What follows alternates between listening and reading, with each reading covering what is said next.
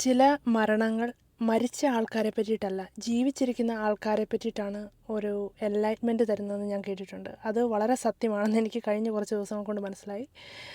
Charlie Kirk എന്ന് പറഞ്ഞിട്ടുള്ള 31 വയസ്സ് മാത്രം പ്രായമുള്ള ഒരു ചെറുപ്പക്കാരൻ.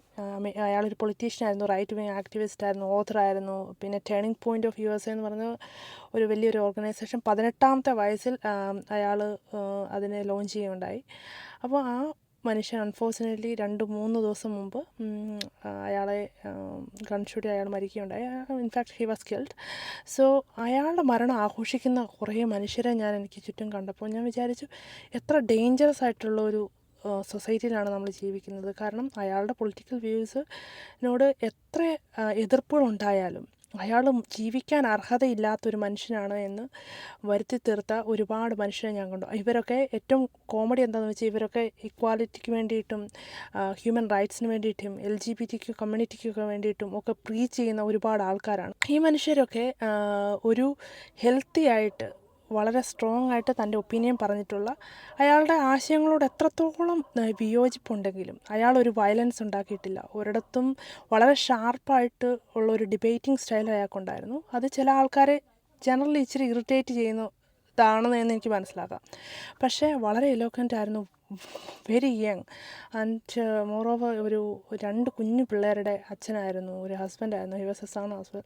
സോ നമ്മൾ ജീവിക്കുന്ന ഒരു സൊസൈറ്റിയിൽ ആൾക്കാർ സത്യങ്ങളെ എത്രത്തോളം പേടിക്കുന്നു എന്നുള്ളതിൻ്റെ ഒരു വലിയ എക്സാമ്പിളായിട്ട് ഞാൻ ഈ ഒരു ഇൻസിഡൻറ്റിനെ കാണുന്നത്. ആ മനുഷ്യൻ ോട് എനിക്ക് ചില കാര്യങ്ങൾ വളരെയധികം എതിർപ്പുകളുണ്ട്. അയാളുടെ തൗസൻഡ്സ് ഓഫ് വീഡിയോസ് ഇൻ്റർനെറ്റിലുണ്ട്. അതിൽ വളരെ കുറച്ച് വീഡിയോസൊക്കെ എനിക്ക് കാണാൻ പറ്റിയിട്ടുള്ളൂ. പക്ഷേ എന്നാൽ പോലും അയാളുടെ ഒരു ജനറലി പുള്ളി ഏതൊരു സൈഡാണ്, അല്ലെങ്കിൽ പുള്ളിക്കാരൻ്റെ കുറേ ആശയങ്ങൾ നമുക്കതിൽ നിന്ന് തന്നെ മനസ്സിലാകും പുള്ളിയുടെ ഒരു സൈഡിങ് എങ്ങോട്ടാണെന്ന്. അത് എനിക്ക് എഗ്രി ചെയ്യാൻ പറ്റുന്നതും പറ്റാത്തതുമുണ്ട്. പക്ഷേ ഇങ്ങനെയുള്ള മനുഷ്യരുടെയൊക്കെ സംസാരങ്ങൾ കേൾക്കുമ്പോഴാണ് നമുക്കൊരു ബിയോണ്ട് ഒരു പോയിന്റിൽ നമുക്കും ചിന്തിക്കാൻ സാധിക്കുന്നത്, നമുക്കും ഒന്ന് ഗ്രോ ചെയ്യാൻ സാധിക്കും.